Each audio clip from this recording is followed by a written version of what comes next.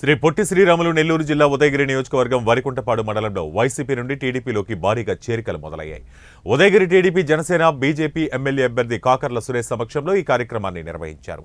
TDP మండల అధ్యక్షుడు చంద్ర మధుసూదనరావు ఆధ్వర్యంలో పలువురు వైసీపీ నేతలు టీడీపీ తీర్థం పుచ్చుకున్నారు. వారందరికీ కాకర్ల సురేష్ టీడీపీ కండువా కప్పి ఆహ్వానించారు.